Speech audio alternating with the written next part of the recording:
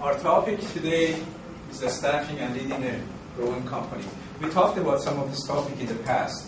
We talked about leadership, we talked about communication skill, we talked about hiring. So this presentation kind of summarizes the topic that we have discussed in the past. You want to pay close attention because when you do your group project, you want to do in-depth analysis of some of this topic. I also show you tonight how do you appropriate contribution to the body of knowledge, because the presentation comes from another source, but then I have added some of my personal information. So then also I've added some sections says if you look at the reference, how you can rewrite. So those are the topics we also talk about. We talked about effective leaders, and I'm hoping from presentation today you understand how I am expecting when you do your research assignment, your group research assignment, to question some of the information that you read. This whole week I've been looking at some topics and resources, and I have issue with every one of them. Like there are some good points here. We talked about effective leaders that have set of values, respect and support their employees, and also focuses on employee effort to challenge goals. But there are a whole lot more into effective leadership. It continues.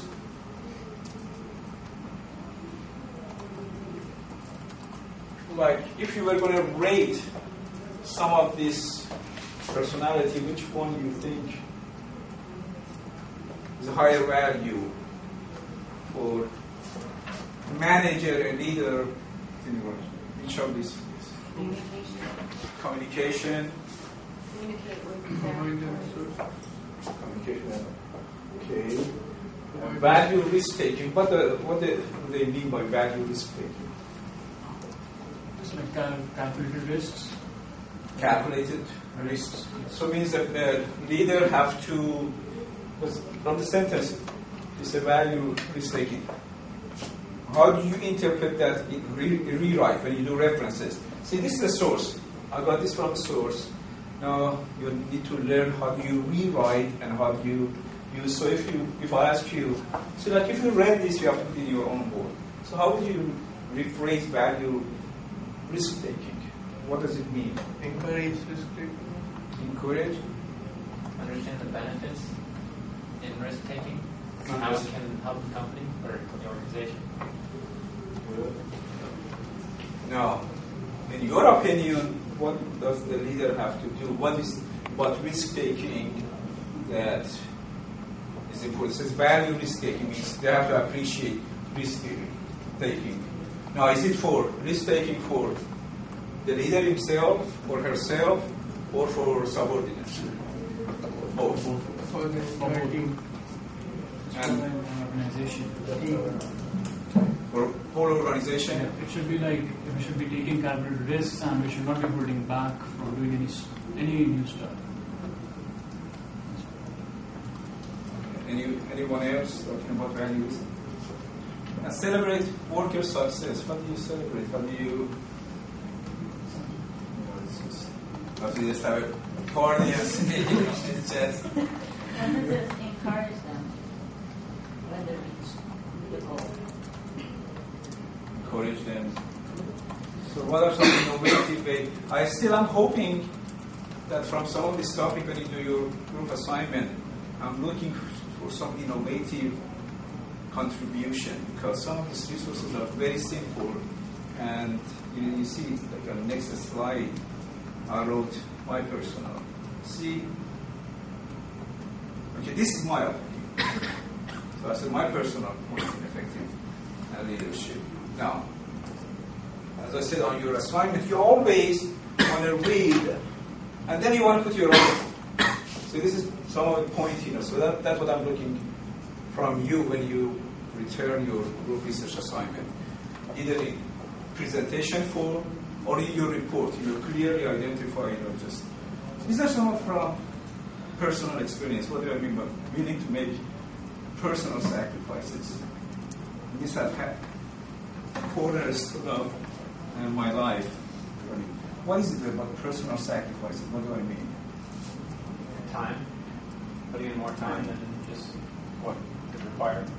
Because I mean, one thing I have seen over the years that if you're going to be in management position, you can't expect your subordinate. See that I believe in servant leadership style. I think the most effective leadership style is servant leadership style. You cannot expect others to do if you're not willing to sacrifice your time. The research shows those leadership that just say, okay, you spend your time, but no, I'm not going, to, is what we call it delegation. Or a period of time, and I see this all the time, that my bosses that tell me, okay, you go and spend your time, and he leaves at 3 o'clock to play golf. He comes at 10 and leaves at 3. And that's that type of, when you see the person that is over you not dedicated, then you're not going to be motivated. So I said, one thing I have learned is you have to make sacrifices. Either don't be in managerial position. Some of you are in this program in management, so you're going to, whether you like it or not, you're going to spend some of your time in managerial position. So you have to understand that you have to make some sacrifices. You have to spend some time outside of your work to make sacrifices. Then I take some degree of responsibility for failure of employees. What do I mean by that? Don't totally blame it on the team members, Claim the responsibility. Have you heard that term, the buck stop here? Tom, usually the CEO, usually the leader is responsible. And most, they have this tendency of blaming others. I've always seen it personally that if a student fails, it's my problem. If you have a class, because this is also the same sort of relationship. If a student do not do too well, that means, I'm not doing something right. You have to take some degree.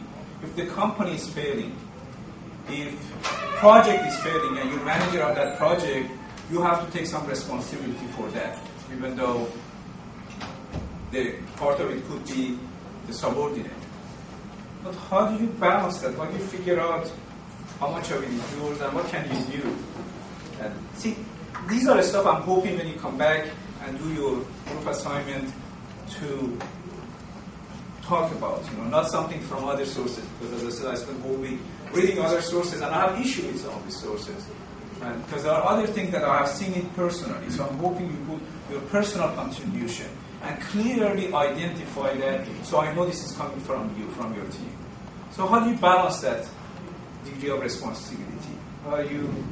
If you don't take the responsibility, I've seen many bosses, I have many bosses over the years that says, no, they won't take responsibility. They say, it's just, project is not working, that's why you work in teams. Another topic we talk tonight is team in management. The team leader have to take some responsibility. Anytime you're managing anything, you have to take some responsibility for failure.